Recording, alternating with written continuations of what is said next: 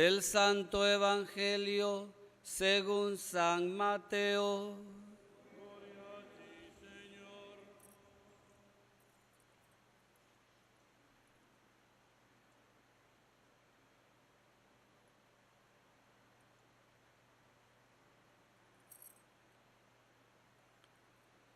En aquel tiempo dijo Jesús a sus discípulos: cuando venga en su gloria el Hijo del Hombre y todos los ángeles con él, se sentará en el trono de su gloria y serán reunidas ante él todas las naciones. Él separará a unos de otros, como un pastor separa las ovejas de las cabras, y pondrá las ovejas a su derecha y las cabras a su izquierda. Entonces dirá el rey a los de su derecha: vengan ustedes, benditos de mi Padre, hereden el reino preparado para ustedes desde la creación del mundo. Porque tuve hambre y me dieron de comer, tuve sed y ustedes me dieron de beber, fui forastero y ustedes me hospedaron, estuve desnudo y ustedes me vistieron, enfermo y me visitaron, en la cárcel y ustedes me vinieron a ver. Entonces los justos le contestarán: Señor, ¿cuándo te vimos con hambre y te alimentamos, o con sed y te dimos de beber? ¿Cuándo te vimos forastero y te hospedamos, o desnudo y te vestimos? ¿Cuándo te vimos enfermo o en la cárcel y fuimos a verte? Y el rey les dirá: les aseguro que cada vez que ustedes lo hicieron con uno de estos, mis hermanos más pequeños, conmigo lo hicieron. Y entonces dirá a los de su izquierda: apártense de mí, malditos, vayan al fuego eterno, preparado para el diablo y sus ángeles, porque tuve hambre y ustedes no me dieron de comer, tuve sed y no me dieron de beber, fui forastero y no me hospedaron, estuve desnudo y no me vistieron, enfermo y en la cárcel y no me visitaron. Entonces también estos contestarán: pero Señor, ¿cuándo te vimos con hambre o con sed, o forastero, o desnudo, o enfermo, o en la cárcel, y no te asistimos? Y él les replicará: les aseguro que cada vez que no lo hicieron con uno de estos, los más pequeños, tampoco lo hicieron conmigo. Y estos irán al castigo eterno y los justos a la vida eterna. Palabra del Señor.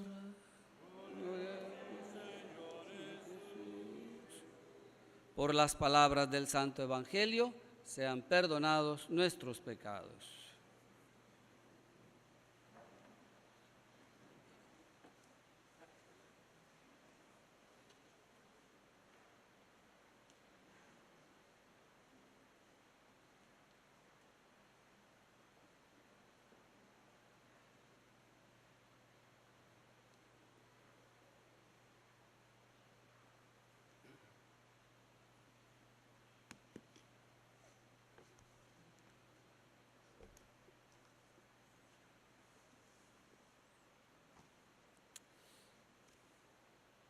Bueno, queridos hermanos, hoy, como ya escuchamos al inicio, es el último domingo del año litúrgico. Hoy se termina el año, ¿verdad?, dominical. Y el próximo domingo es año nuevo para nosotros. Comenzamos con el Adviento. Y como es el último domingo, estamos pues ante las últimas realidades de la vida cristiana. Y por eso se nos habla del juicio final. Y se nos habla de quién es el que va a juzgar, quién es el rey, ¿verdad? Y qué es lo que Él espera de nosotros.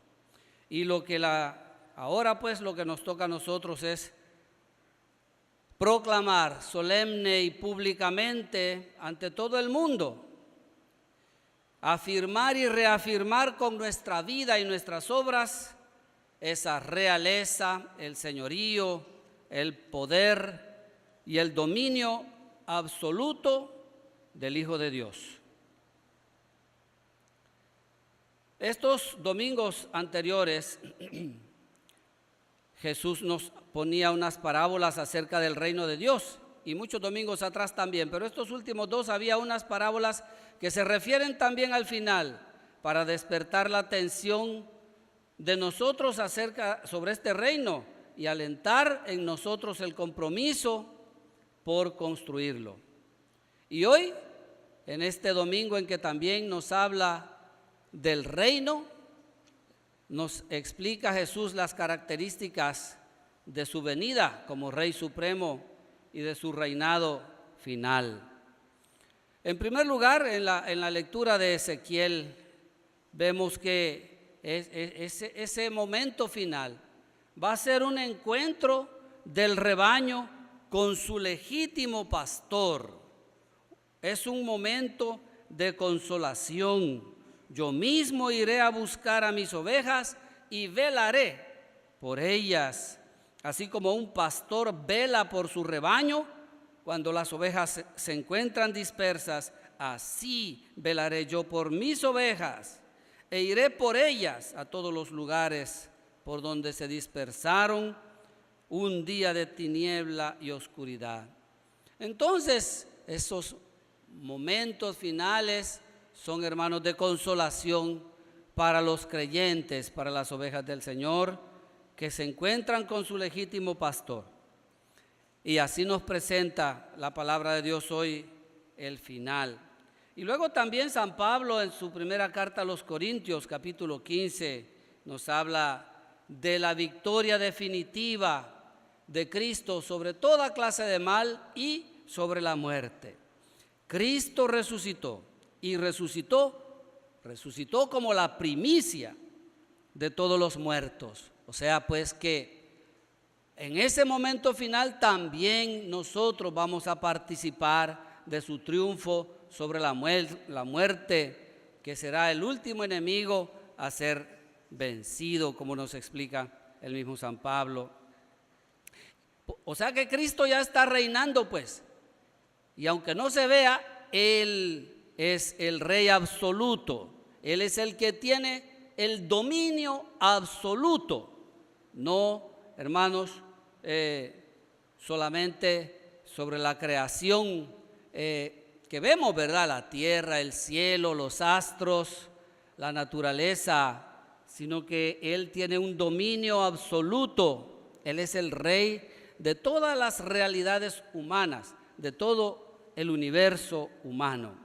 Y hoy, en San Mateo, Él nos explica que ese encuentro, que este último momento es un encuentro con Él también, es un encuentro con Él, pero es un encuentro de evaluación final sobre cómo hemos vivido la más fuerte expresión que Él nos ha venido explicando del reino mismo, es decir, cómo hemos vivido el amor cristiano, cómo ha sido nuestro compromiso con toda persona, especialmente con los más necesitados, los más pequeños, los más golpeados en el cuerpo o en el espíritu. Queridos hermanos, el Señor Jesús viene y hoy nos pone a reflexionar sobre ese valor fundamental acerca de eso que es lo único que nos vamos a llevar y que llega hasta el final con nosotros, que es el amor, las obras de misericordia que hayamos realizado. Será un momento de consolación, como hemos dicho. Él va a restaurar toda vida golpeada, como nos decía San Pablo. Y quiere Jesús, por eso nos lo advierte ya, nos da, digamos, la copia del examen final. Quiere que le ayudemos ahora, que hagamos del amor al prójimo el motor de toda la historia y el motor de toda nuestra vida, nuestra historia personal. Que hagamos del amor al prójimo el motor, la motivación de toda nuestra vida personal.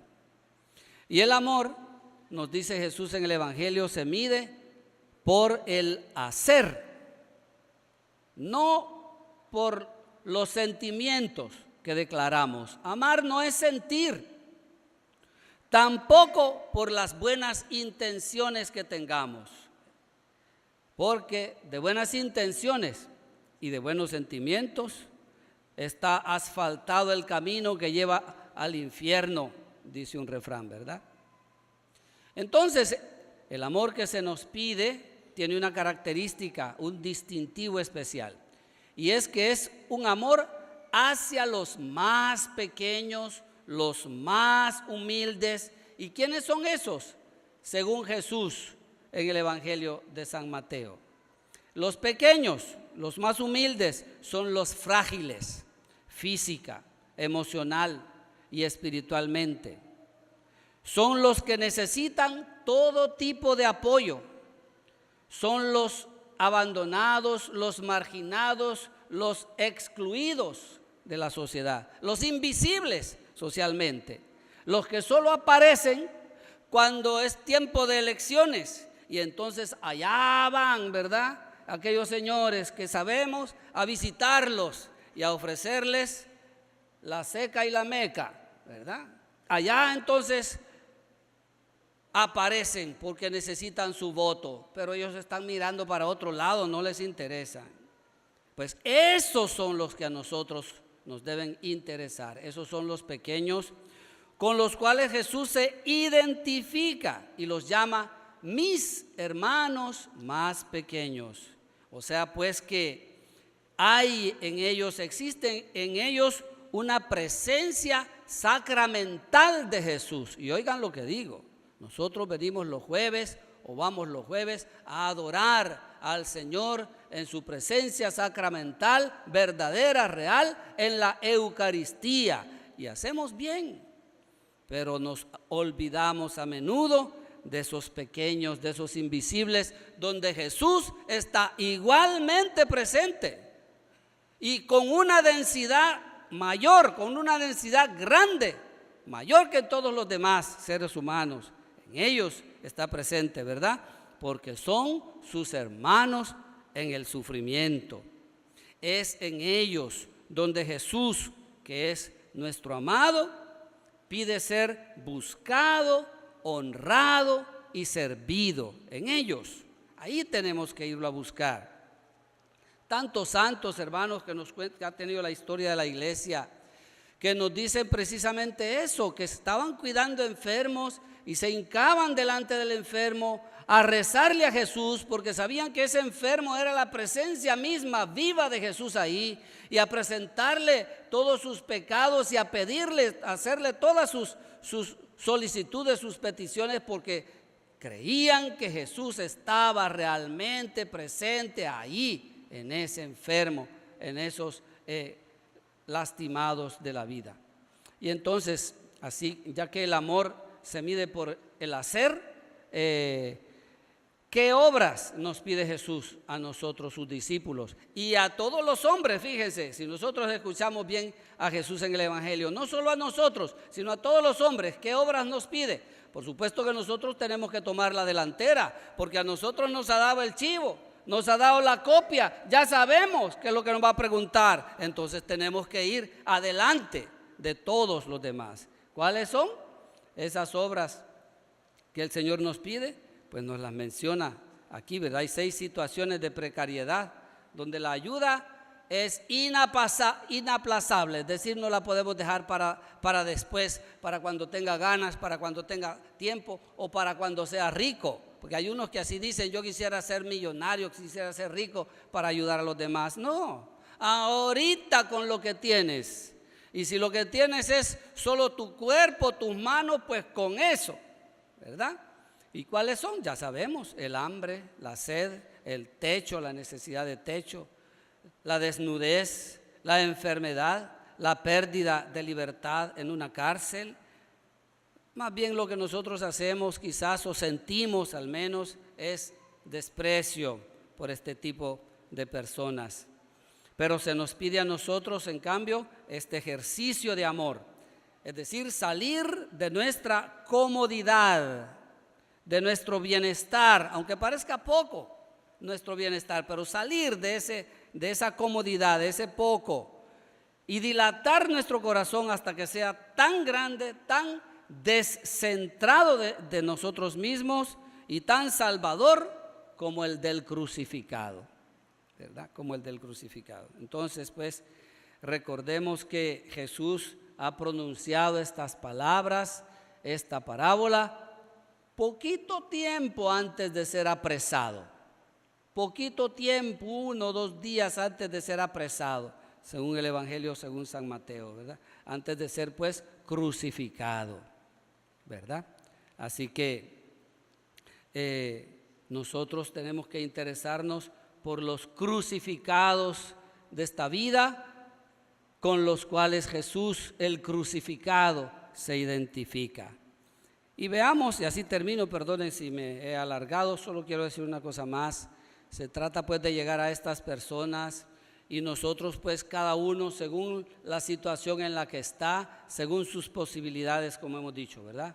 Porque Jesús es el Rey del universo, de todo, pero decíamos, no solo de estas realidades de la creación, la naturaleza, el cielo, las estrellas, el mundo, sino de todas las realidades humanas. Es decir, Él es el Rey de todos los hombres, Él es Rey de la política, de la economía, de las finanzas, y se diga entonces también del mundo de la empresa, del mundo del mercado, de la bolsa de valores, de la banca y todo lo que se relacione con la economía. Él es el Rey ahí también y ahí quiere gobernar. Y en la política entonces no basta decir que ¿cómo es? Que hay que buscar lo que es conveniente políticamente hablando, lo correcto políticamente hablando. Si alguien de nosotros se mete a la política, no puede estar con ese concepto de hacerlo políticamente correcto.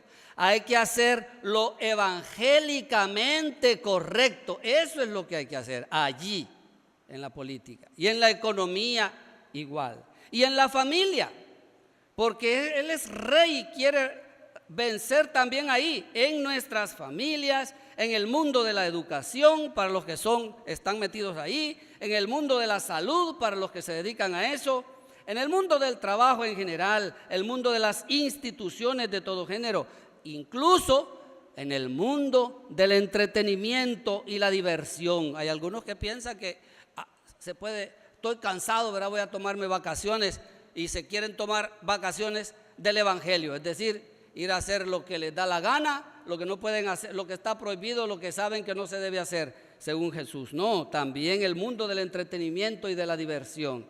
También el mundo de la ciencia, de la tecnología y de la biotecnología, el mundo del arte. A veces piensa que el arte es una cosa ajena a la moral. O la biotecnología también, ¿verdad? Que no hay que meter ahí la moral porque no se avanza, no se pueden lograr progresos para encontrar remedios a distintos tipos de enfermedades. No, ahí hay que hacerlo evangélicamente correcto, en los medios de comunicación, las redes sociales, en fin, Él es el Rey de todas esas realidades, hermanos, y a nosotros nos ha indicado ya el camino que tenemos que seguir. Que el Señor nos conceda la gracia, hermanos, entonces, de vivir ya hoy, en estos días, el último día. Amén. Nos ponemos de pie, por favor.